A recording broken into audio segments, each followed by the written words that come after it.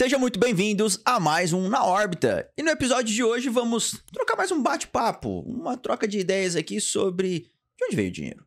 Pra onde será que esse dinheiro do nosso bolsinho está indo? Será que eu tô perdendo a mão? Será que eu não tô conseguindo criar essa ferramenta de troca para minha própria vida? Hoje a gente vai trocar um bate-papo aqui para mostrar um pouquinho da história, dos conceitos, dos primórdios, de onde que veio esse raios que está tão conectado na nossa vida.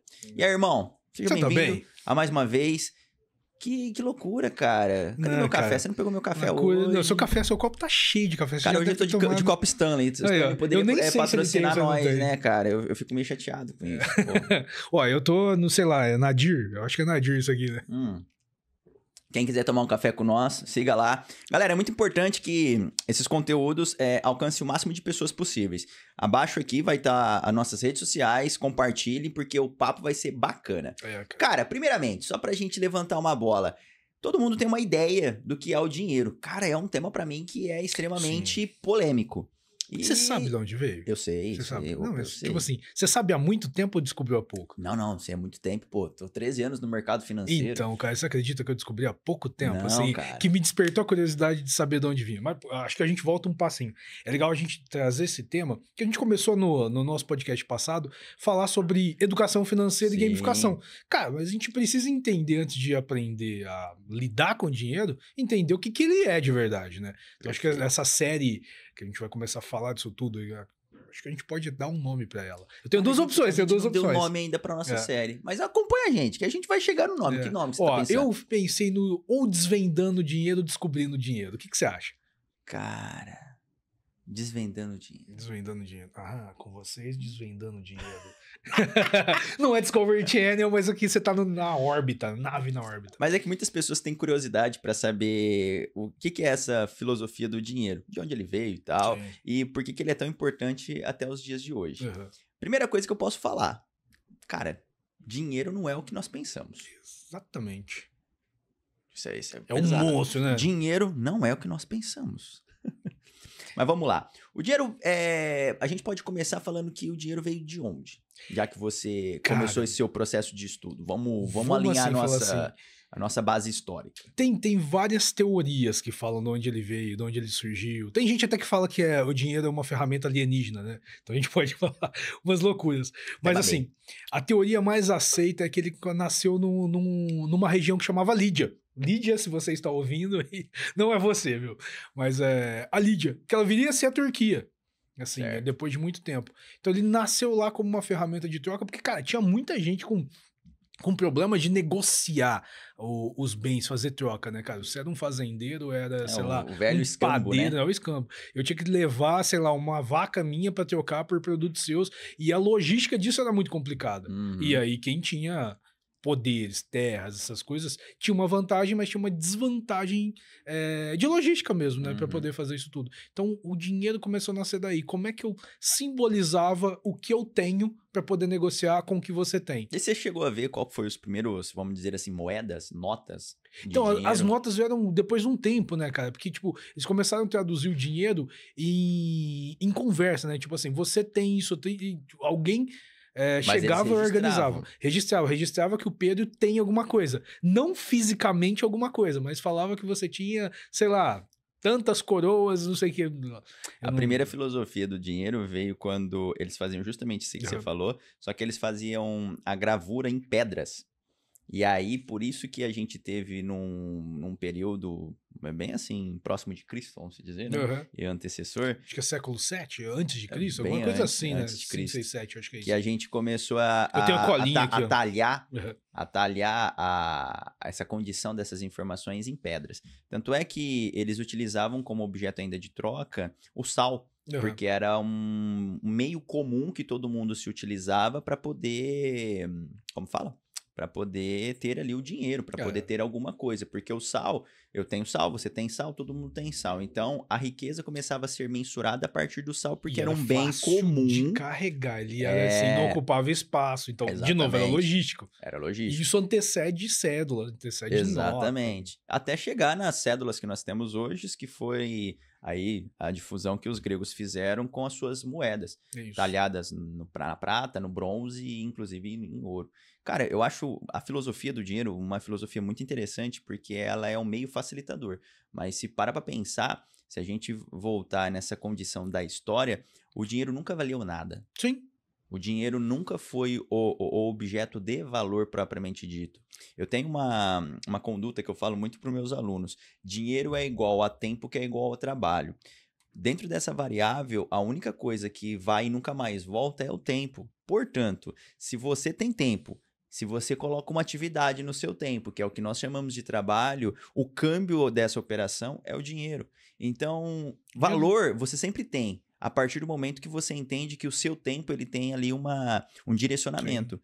E é isso que vai fazer com que você alcance, por exemplo, liberdade, estilo de vida, e faça com que você obtenha ali, talvez, seus objetivos. Cara, eu acho que se a gente tiver que dar um nome pro dinheiro, assim, uma tradução, ele é uma ferramenta. A gente precisa enxergar ele como uma ferramenta. Ele é uma ferramenta que deve ser usada por você, e como qualquer ferramenta, você tem que aprender a usar. Exatamente. Ninguém nasce sabendo isso. Mas é muito legal essa relação de história do dinheiro, da transformação dele, porque ele só tinha valor devido à crença das pessoas que negociavam ele. Não, antigamente até que não. Antigamente eles colocavam valor de acordo com, como fala, com a base do material. Sim, e aí os grandes, vamos dizer assim, imperadores começaram na malandragem, utilizar o poder da inflação. Já existia inflação e a gente nem sabia. Começaram a talhar mais moedas a menor peso, né, a menor quantidade de matéria, de material, valendo-se o mesmo valor da moeda propriamente dita. Sim. Aí sim foi imputado a filosofia do que o que eu acho de valor de dinheiro é o que de fato o dinheiro vale. E, cara, isso é foda, né, velho? Porque você fala assim... É que, de novo, virou crença. Será que eu acredito que você tem o tanto que... Agora, o Bitcoin, cara. Bitcoin. O que é o Bitcoin? Nós estamos falando que o Bitcoin vale bilhões, milhões, trilhões, numa sequência numérica de bits, que é 0, 1, 0, 1, 0, 1, 0, 1, 0, 0, 0, 1. Binário. E aí? Você tá falando que tá pagando grana. E a gente tá pareando ela com moedas igual dólar. Hoje pareando não, né? Ela é superior em valor, porém, tipo assim, o lastro dela... Qual é o lastro da onde vem? Tipo assim, do Bitcoin, dinheiro igual... Vamos falar uma moeda. A gente fala primeiramente, o que é o lastro? Para explicar para o nosso pessoal. Isso é uma coisa legal pra gente poder entender. Com base em que você fala que o seu dinheiro vale alguma coisa? Igual o real. Por que o real e o dólar têm essa disparidade? Por que, sei lá, o euro tem? Então, Vamos ele lá. sempre... Até um pouco antes da Guerra Mundial, nós tínhamos... Segunda ou primeira? Da primeira. Nós tínhamos reservas de ouro. Que como os gregos tinham feito todo esse processo mental, que eu só teria valor de dinheiro se eu tivesse a quantidade disso reservada na moeda propriamente dita, que são os grilhões ali de ouro, eles reservavam isso no banco e tiravam cédulas para que você pudesse manusear o dinheiro. Então... De novo, como o Estado conseguia ganhar materiais sem ter a ferramenta não, sem ter a atividade de exploração. Exatamente. Fazendo você fazer por ele. Aí, chegou um determinado momento que, por causa dessas guerras, desse gasto assim, gigante, basicamente parou-se de ter o lastro. Os Estados Unidos deu um belo de um golpe e falou assim, cara, eu sou a maior moeda que está sendo circulada no mundo, justamente por causa dos acontecidos históricos da época, que eles financiavam muitas guerras, eles financiavam muitos países, e a moeda dele começou a ser circulada. Beleza. A partir disso, ele tinha uma reserva que falava, cara, você tem uma reserva de valor de X bilhões, trilhões, etc. E quando ele tirou isso, ele pôde imprimir mais moedas sem ter a necessidade de ter aquela reserva em ouro. Os outros países já não tinham muitas reservas e com isso foi se tendo a crença do poder na nação. Então, hoje, as nossas moedas, elas têm um valor atrelado ao poder que a nação tem. Uhum. Então, faz sentido você pensar que uma moeda poderosa é uma moeda de um país desenvolvido, que tem um fator bélico. Tô falando de guerra mesmo, viu, gente? É um fator bélico muito bem estruturado, porque ele tem perenidade. Ele pode se defender. Exato, ele tem perenidade, Uhum. porque esse dinheiro não pode, de forma nenhuma, perder valor. Nós tivemos, por exemplo, o evento da guerra da Rússia e da Ucrânia. O dinheiro deles foi quase tendendo a zero. Por quê? Porque quem que vai circular a moeda da Rússia? Uhum. Corre o risco de oscilação, não sei quanto vale hoje, quanto vale amanhã? Não tem, eles só estão circulando dentro do próprio país e, ao mesmo tempo, eles, que são eles, tinham reservas de metais, que no caso são ouros, mas que não eram validados, que não eram declarados, e, ao mesmo tempo, dólares. Então, vocês são o laço deles estava em outra moeda. Não, mas é exato. Ele já tinha reservas de outros capitais, de outros valores cambiais, vamos dizer, para eles poderem estourar essa guerra. Porque senão você não aguenta. Senão você vai gastar, e você vai precisar comprar o quê? Insumos, você vai precisar comprar o quê? Petróleo, armas, sei lá, carros, comida, tudo, cara. Você vai precisar comprar, porque uma hora que você tá guerreando, você não tá produzindo. Se você não tá produzindo, e aí? Você tem que comprar de países estrangeiros. Que estão fazendo ao contrário. Só que a pessoa, para poder vender para você, não vai querer comprar na sua moeda. Ele falou assim, ó, eu acho que tá interessante a gente negociar no dólar, porque é comum para todo mundo. Sim. Então, você me dá dólar, que eu vou lá no meu vizinho, lá nos Estados Unidos, eu sei que eu tô bonito ali com eles, e eu tenho um valor nominal, né? Um valor de referência sobre a minha moeda, ou sobre a moeda que a gente for cambiar. E foi essa filosofia que foi trazendo. Mas, de novo, a gente percebe que ainda é um fator psicológico. Sim. E por ser um fator psicológico, de novo, eu coloco uma reflexão. Será que o dinheiro é o que nós pensamos? Não, gente, não é. O dinheiro, basicamente, ele é a ferramenta de transformação do seu próprio tempo e trabalho. Então, se você tem tempo e trabalho, você tem uma liberdade gigantesca. Show. A diferença que muitas pessoas, assim, não entendem é que o que eu preciso fazer com esse meu tempo e trabalho para que eu pudesse obter um número, resultado, para que eu conseguisse atingir aquilo que eu estou gozando, querendo gozar. Show. Cara, isso é massa, velho. Depois que você consegue estruturar essa equação, as coisas ficam relativamente muito simples. Nós somos prósperos, nós somos abundantes. Ó, tô dando até uma de Pablo Marçal. Galera, pega o corte do Pablo Marçal, ó, tá hypado, vamos meter o louco aqui. Eu preciso que compartilhe, né? Então, vamos falar, nossa, falaram que o Pablo Marçal estava errado. Pô, tá vendo? Pega um corte. Então, Pablo Marçal estava errado? Então, assim, a filosofia do dinheiro, cara, ela traz para nós essa facilidade de convívio mútuo. Eu penso dessa forma. Porque vai ficar realmente fácil, que nem foi estruturado nos primórdios, esse escambo, essa troca e etc. Porque você produz algo, eu produzo outro, eu produzo e a gente pode gozar de tudo um pouco. Mas, ó, isso vem algumas dúvidas. Como é que isso funcionava com, sei lá, com países que tinham um contato zero entre um outro e às vezes nem falavam a mesma língua? Não, cara, mas era próximo de territórios. Sim. Eles tinham, por exemplo, algumas regras pátrias sobre o que era comum para todos. Como eu falei lá atrás, por exemplo, você precisava comer e precisava colocar sal nos alimentos. Todo mundo precisa colocar sal nos alimentos. Então, tem uns saquinhos de sal que equivaleria a alguns tipos de trocas para alguns outros tipos de commodities. Commodities tais quais peles de, como fala, de animais, sacos de insumos, que aí seriam alguns sacos de alguns tipos de comida, grãos, etc. Então, isso era meio comum. Então, ficava mais fácil triangular essa informação entre as províncias, porque a parte mercantil que acontecia por todas as províncias europeias, que ali era muito, vamos dizer assim, difundido o fator de mercado. Tanto é até porque os territórios são muito pequenos, são tudo pequenos, muito... eles se conectam, né? Então, eles difundem muito rápido. Era tudo feito nas fronteiras. Então, a gente pode falar assim que, tipo, o Oriente Médio começou com dinheiro, mas quem difundiu isso mesmo, essa mecânica dessa ferramenta foi a Europa. Sim, perfeito. A Europa, ela foi o mercadão de moedas, porque ali era uma conexão de várias culturas de países, com várias filosofias, né? Várias, vamos pegar ali, dinâmicas de produtos. Porque cada um tem, na sua região, uma necessidade maior, latente, de alguns produtos. Por exemplo, a nossa aqui. O que nós produzimos em larga escala? Cara, é grãos E cana. Cana. Cana. A gente aqui... Que é na cidade de soja, Ribeirão, soja, milho, não, cana. é cana. Né? Não, aqui é cana, cara. Aqui é cana. Ah, não, nossa região. Nossa região é cana. Então, por exemplo, na região lá de, sei lá, Franca, café. Então, peraí, eu tenho cana e você tem café. Então, se me dá café, eu te dou cana. Uhum. Porra, cara, mas eu vou te levar um monte.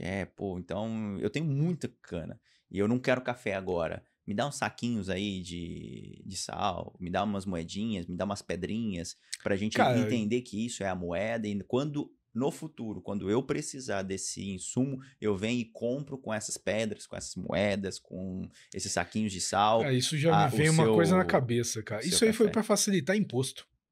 Como é que o cara cobra imposto? Imagina assim, eu vou cobrar o imposto de você que é produtor de gado. Você tem lá, você faz, tipo assim, você tem queijo e leite na sua fazenda antes de dinheiro.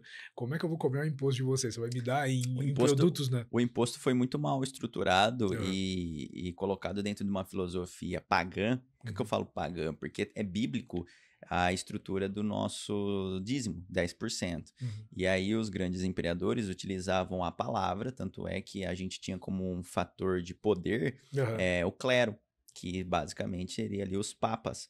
E o papa falava, cara, vocês precisam me pagar, vocês precisam me manter, porque o Pai, Deus, pediu isso, está na Bíblia, está na palavra do Pai, né? E aí eles utilizavam esse objeto de barganha, que era um controle intelectual, social das pessoas, para que eles pudessem fazer um pagamento. Onde que eu quero chegar? Então, naturalmente, eles tinham que dar 1/10 ou 10%, né, da sua produção para um clero, para o feudo, para o rei, para o imperador. Só que em alguns dados momentos da Como é que o imperador armazenava isso, cara? Eu tô pensando nisso. Em insumos, em produtos. Tanto é que, por exemplo, os reinados tinham, por exemplo, os estoques. Então, eles tinham produtos de muitos tipos em demasia. Por quê? Porque o produtor que produzia carne, ele tinha 10% da produção inteira da província dele de carne. Ele tinha 10% de tecidos, ele tinha 10% de grãos, ele tinha 10%... Tinha coisa que eles não usavam. Então assim, começavam a ficar muito ricos, propriamente dito. E ele falou assim, cara, na hora que eu tenho que ter guerras, eu preciso dar uma melhorada. Aí faz sentido o que você falou. Aí eles cobravam mais. Então agora eu quero ficar com 50% da sua... Mas eu penso assim, não Isso eu tô falando quantidade, mas eu tô tipo falando assim... antes das trocas das moedas. Sim, eu fiquei pensando nisso, porque eu acho que a moeda, assim, pelo que eu li, que eu entendi, assim, ela nasceu para poder resolver um problema físico. Sim. Que é físico, né? Porque assim, eu tenho 10% de todos os produtores que estão na minha região, isso aqui vai pegar um estoque físico, um espaço físico absurdo de tudo que as outras pessoas produzem. E vai começar a perder com o tempo. Tem muita coisa que é perecível, né? Perfeito. Então, por isso do sal. Exato. O sal, ele era a nossa geladeira. E é por isso que é o salário, né? Vamos lá, né? Salário, né? Então, assim, era o insumo mais utilizado. Ele é como se fosse o que nós chamamos hoje de commodity mesmo. Um petróleo, um álcool, um café. Mas volta um passo. Para quem não entende nada de dinheiro, não entende nada de mercado financeiro, não entende nada de jargões do universo. Commodity. Explica o que é uma commodity. Commodity é um insumo comum. Pensa assim, petróleo. Existe petróleo no Brasil, existe petróleo na Venezuela, existe petróleo lá nos Emirates Árabes. Para ficar mais fácil a nossa troca desse mesmo petróleo, eles utilizaram um fator commodity. Commodity vem de comum, é comum a todos. E aí eles precificaram. Então, mesmo que eu tenha aqui no Brasil uma commodity, um petróleo, que eu produzo a real, sempre a minha venda ela está precificada a mercado. Sim. Então, toda commodity ela é precificada pelo mercado internacional. Se o mercado internacional fala, esse preço desse produto está valendo X, independentemente... Ele vale X para todo mundo. Para todo mundo, exatamente. Porque quem determina o preço desse produto não é você, é o mercado. Por isso que é uma commodity. Se você é produtor de cana-de-açúcar, de açúcar propriamente dito, e alguns derivativos, né? Você não põe preço no seu produto. Você não põe, você simplesmente produz. O seu grau de faturamento financeiro está dentro da sua eficiência produtiva. Oh, que legal. Acabou, é isso. Muito legal, cara. Agora vamos falar de uma coisa diferente, cara. Dinheiro no mundo, falamos disso tudo, né? Falamos dele na Europa, como que nasceu, basicamente, a estrutura que ele foi criando para poder virar o que ele é hoje. E não é um monstro, viu, cara? Ferramenta. Traduz monstro para ferramenta. No Brasil, cara, como é que isso daqui chegou aqui? Como é que... Porque, cara, as colônias de exploração que chegaram no Brasil, cara, elas vieram aqui e não tinha ninguém para poder negociar, porque índio não tinha essa noção de... Ah, mas o índio já tinha aquela condição do escambo. Sim, As sim. primeiras formas da gente... Se a gente pegar a história do Brasil, pessoal, eu gosto porque isso modela muito o nosso pensamento e os valores que a gente tem como Brasil, como nação. Nós somos uma nação que, eu até brinco, nós somos uma nação muito vira-lata. A gente tem pensamento de ter um dono. A gente não tem aquele pensamento independencialistas, de desbravadores, de criadores de opinião, criadores de tendência. Não, a gente fica olhando o que o dono faz e copia. Então, é meio doído isso, porque a gente fica sempre com as sobras, os restos. Só que isso veio dentro de uma carga, uma herança cultural lá de trás. Então, colocado há seus 500, 600 anos atrás... Cara, quando os portugueses vieram pra cá, eles começaram os seus primeiros escambos. Eles não vieram com arma já pra meter o louco e dominar. Eles vieram por uma pegada um pouco mais política. Como que eles eram socialmente mais desenvolvidos, e aqui era terra de índios, terra de uga-uga, era mais fácil eles dialogar num formato de barganhar. Porque o que o índio conhecia eram coisas muito selvagens. Que o valor dele estava atrelado a um bem-estar, ao estar na natureza, ao comer, beber e dormir, mas tá tudo bem. Mas o índio já tinha uma noção dessa de valor, de trocas, não, né? O índio queria saber dos seus objetos. Eles tinham fator não, mas entre eles. Humanesco, que basicamente é o quê? Eu gosto disso, eu quero isso. Sim. Só que para eles criavam, eles eram artesãos. Sim. Então, para eles poderem produzir algo, era muito rústico, era muito rudimentar. Aí você vinha de uma civilização mais desenvolvida e olhava ali, nossa, você tem um espelho, uau, você tá roubando minha alma. Porque o espelho basicamente é um vidro colocado ali como chama? Um fundo falso, né? Um fundo preto para refletir a sua imagem, refletir a luz de novo para você e ele vai estar projetado a sua imagem. Na hora que você mostra isso para uma pessoa que nunca teve contato com nada tecnológico, cara, dá a impressão que você deu para ele a revolução do mundo. E aí, em troca, que eles já sabiam disso, me dá moedas, me dá terras não, me dá pedras, essas pedras douradas que vocês têm. E foi nesse momento que levaram um monte de ouro nosso para Portugal. Portugal, devolve o nosso ouro aí, vai. E sem contar também outras matérias-primas, como que eles desenvolviam, eles já eram bastante produtores. A indústria marítima de Portugal, europeia, era muito alta. Eles desenvolveram muito como fala? Esse intercâmbio de materiais, que aí começaram a trazer o nosso pau-brasil para fora, cortar um monte de árvore, que eram realmente... recurso natural, né? Exato, que era realmente matérias-primas de suma, de altíssima qualidade, para que eles pudessem produzir os seus móveis, pudesse produzir os seus próprios barcos, enfim, embarcações. Que a gente foi aqui uma terra de exploração, né? Então, inicialmente, não vá acreditar que a gente foi taxado por guerra. As guerras veio depois, que os índios começaram, mas você tá querendo me colocar de escravo? Eu não quero trabalhar tanto assim. Aí a gente já pula para outro momento da história. Aí não faz mais sentido. Foi um negócio politizeiro, foi um negócio tranquilinho a primeiro momento. Então a gente pode afirmar. Depois a gente virar essa nação miscigenada. Sim. Mas eu acho que a gente, assim, falando de dinheiro, então a primeira moeda do Brasil foi a moeda portuguesa. Foi uma troca. Foi sim. Foi uma troca. Olha. As primeiras trocas que nós tivemos com os portugueses. A gente foi comprado... tinha uma parte de uma história que eu li, cara, que foi dado pros portugueses não sei quantos de ouro, que equivaleria não sei quantos bilhões de reais, em troca, sei lá, de um espelho. Em troca de uma escova de dente. Que pra eles era uau! Cara, é complexo. É coisa que você não pode nem julgar, porque é uma coisa... Imagina, você vê algo que você nunca viu. Exato, mas o valor está dentro do seu psicológico. É a sua percepção de valor. Percepção. Para eles, aquelas pedras douradas não teria valor nenhum. Aí, Mas voltamos naquela condição específica, porque o fator vida deles era um fator gostoso, bacaninha, tava tudo bem, e eles queriam algo diferente. E a brincadeira de, por exemplo, o que vale mais? 6 pedras de diamantes no deserto ou um copo de água com você com sede? Exatamente, cara. Cara, é relativo. O valor está intrínseco à sua escassez. Sim. E à sua necessidade. Se você tem necessidade de algo, o valor tá ali. Por isso que eu tive uma aula, cara, muito massa. Tô falando hoje, né? Hoje eu tô falante. Tá falante.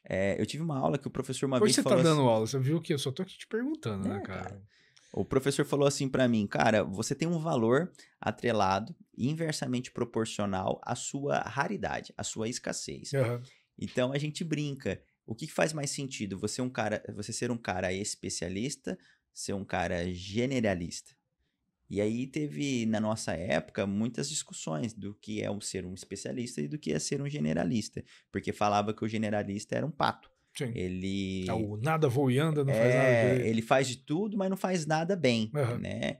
Só que o pato, ele acaba ele se vira, ele se desenvolvendo. O especialista, se fugir da zona de controle dele, ele vai passar fome, ele não vai conseguir sair ali para uma solução iminente.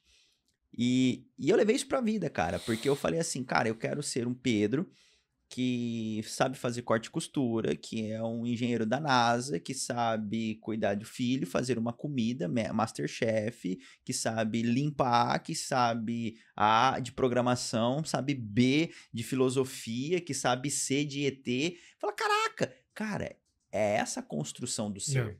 Quanto mais escasso for o conjunto ideia que pertence a mim, mais raro eu serei e mais valorado eu estarei, entendeu? Então eu penso que toda a nossa projeção de consciência e de crescimento educativo, que é uma pauta muito forte que a gente defende aqui na nossa empresa, ela está atrelada ao quê? Quais são as pequenas doses de conhecimentos que você queria tomar todos os dias? Certo. E não precisa ser das mesmas, pode ser doses diferentes, pequenas pílulas. Essas pílulas farão com que você obtenha raízes de conhecimento, raízes de experiência que transformará o seu ser num ser único, apesar que você já é, só que você não sabe disso. E aí a gente dá uns tapas na cara pra dizer assim, cara, seja um ser único, para de ser idiota, tentar ir por manada, porque se como fala, a maioria fosse bom de coração, eu vou dar um apelo aqui, o Brasil estaria pica. E não tá, cara. São 220 milhões de pessoas aqui no nosso país e a gente fica sempre nesse processo aí de corrida dos ratos, né? Correndo atrás do rabo, tentando crescer, tentando se ir além. E não é. Por quê? Porque a maioria ainda é ignorante. Então a gente precisa mudar isso aí e trazer esse ponto para racionalidade, para raridade. Quanto mais raro você ser, quanto mais difuso de informação você conseguir obter, melhor. Levei isso para a vida. Foi um professor meu que falou, cara, seja raro. Seja raro, porque tenho certeza que você vai conseguir precificar isso no mercado. O tamanho desse conselho, cara. Conselho. Eu levei mesmo pra você, ó. Seja raro. Mas é legal, assim, ó. Um ponto disso tudo que a gente falou, assim, até nessa percepção de dinheiro por território, às vezes por coisas que são normais do seu dia a dia, que são raras para você. O mercado financeiro, eu acho que ele tá aí justamente para isso, para não deixar disparidades acontecerem. Acho que é para poder coordenar, é uma coordenação conjunta, cara, que faz assim, a percepção das coisas que são valiosas para o mundo serem valiosas de fato. Sim. E você conseguir entender que às vezes você tem algo muito bom no seu quintal de casa, no caso assim os índios, e você não ser usado com coisas que são corriqueiras no restante do mundo.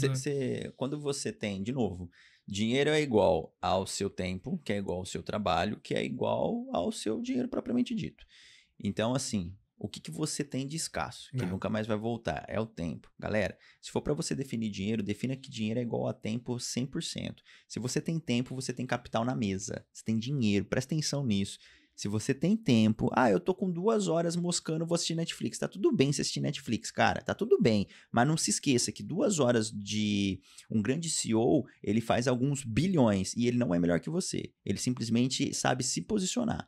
Ele sabe estar dentro de um nicho produtivo que com aquelas 2 horas dele hoje, ele consegue fazer milhões. Por que você não consegue? Porque você não está tendo propósito e claridade na sua condição de visão. Basicamente é isso. Quando você tem essa clareza, essa claridade de fato dos eventos, dos fatos, você consegue enxergar melhor. Mas para você fazer isso, você precisa entender o que Tem que aprender, né, não, cara? o que te limita. Sim. E o que é limitante? O tempo. Eu não consigo fazer tudo ao mesmo tempo. Eu sou limitado. Então, se eu sou limitado, o que eu preciso fazer? Priorizar. Qual que é o primeiro step? Qual que é o primeiro passo? É isso. Faça e termine. Esse é o ponto fundamental do dinheiro. Ah, mas eu queria ter filosofia de ganhar dinheiro pra... Cara, tá tudo bem, você vai ganhar. Você tem quanto tempo do seu tempo hoje disponível para poder aprender uma nova habilidade? A gente tem preguiça. É mais fácil eu ligar o Netflix, ligar lá o Big Brother, ligar lá Pablo Marçal e ficar fofocando um da vida do outro do que sentar aqui, trocar uma ideia e dar engajamento com coisas que façam sentido. Pensa assim, a sua vida medíocre é a vida que você merece, porque você não tá se tornando um cara raro. Você já é raro, você só não sabe disso. Você só precisa transbordar, trazer isso à tona. Bonito, hein? Filosófico, né, cara? Cara, eu tô enviesado, cara. Né, eu tô lendo se muita política raro, aqui. Cara. Tô lendo muita política, eu fico revoltado. Não, mas legal. Esse rolê todo pela história aí do que entender. Deixa eu assim, ó. Tempo é dinheiro. Dinheiro é uma ferramenta. Então, cara, você precisa aprender a usar essa ferramenta para otimizar o seu tempo. Então, cara, é aprender. Aprender não tem como fugir disso. Para você conseguir fazer isso tudo que você falou, usar essa forma filosófica linda, fantástica, cara, nada mais é do que aprender mais, aprender a usar o que você tá aprendendo. É aprender a aprender, né, cara? Aprender a usar o que você aprendeu. E aí também tem que aprender a desaprender. Porque tem muita coisa que a gente tem de conhecimento, de vida, né, dos nossos pais, dos nossos avós, etc., que a gente leva e não são as nossas verdades, não são as nossas experiências. Sim. Por isso que eu falei, não dá nem pra falar que não é verdade, não é a nossa verdade. Não é a nossa verdade, falei, não é a nossa verdade. Isso. Até porque eu falei, cara, você tem essa sensação de cachorro louco, cachorro perdido aí na mudança, porque os seus pais... caiu da mudança, né? Os seus pais, os seus avós, os seus tetravós, etc., eles tinham essa sensação, você não precisa ter. Se liberte, cara. Se liberte dessas pedras aí, desses grilhões e vá pra frente. Se você quer saber como fazer isso, cara, acompanha nosso conteúdo, irmão. Acompanha nosso conteúdo. Faz o O de órbita. Essa é nova, hein, cara? Faz o O de órbita. Não, mano, tá na trend, cara. Então tá. Que eu tô vendo de material das galera zoando. Então a gente zoa também, cara. Eu não posso, eu tenho direitos autorais, né? Se a gente começar a usar... mas é isso, basicamente é isso, galera. Show, cara. O papo de hoje foi bem legal, né, cara? Gostei disso. Eu acho que já dá mais uma clareza pro assunto. Fala pro pessoal seguir a gente porque, pô, fazer esse conteúdo ainda não aqui... seguindo? Mancada. Faz. Gente, eu acho que vocês precisam seguir a gente. Segue aí, vai aparecer... Em algum lugar vocês vão enxergar isso, mas Instagram, LinkedIn, YouTube, cara, telepatia, Spotify, sei lá. Você vai encontrar, a gente falando de coisas que são relevantes pro dia a dia. A gente fala muito de educação. Uma forma leve, né? Leve. Não, a gente não quer trazer jargões técnicos, falar uma língua alienígena para vocês sobre uma coisa que tem que ser tão natural do dia a dia. Exato. A gente tem que tratar essas ferramentas, essas possibilidades como, cara, coisa do dia a dia. Dinheiro é ferramenta, então, é um martelo. Martelo não tem nada de especial. Martelo tem de especial você saber usar. Podia, né, cara? Lembra do Thor Bill, do barrigudo? Só faltou a barriguinha tanquinho, mas só que você não é aquela versão que ele tá chateado. Eu já tô na versão do Thor depois da dengue, do corona, tudo junto ao mesmo tempo. Tá bom. Mas, gente, obrigado por vocês terem vindo. É muito legal. De novo, siga a gente nas redes sociais, pesquisa um pouquinho do nosso conteúdo, dê sua opinião. Cara, critica, fala mal da gente. Fala da Barba que tá com fio branco, fala do Pedro que tá faltando barba. Fala da minha roupa, o pessoal fala muito da minha roupa. A gente tem que atender aqui as coisas. Eles acham que eu sou muito gomadinho. Se vocês querem que eu mude de roupa, fique um pouco mais igual o Caverna, vocês dão uns sugestões de roupa. Porque tá foda, cara, tá foda. Eu preciso de um lifestyle. Quem que vai me ajudar aí? Tá difícil, cara, tá difícil. Mas, se gostaram do conteúdo, siga a gente, compartilhe pra alguém que goste desses conteúdos com um pouco mais de humor, com um pouco mais de leveza e que possa fazer sentido pra vocês. Vejo vocês até a próxima e obrigado. Um abraço, gente. Até mais.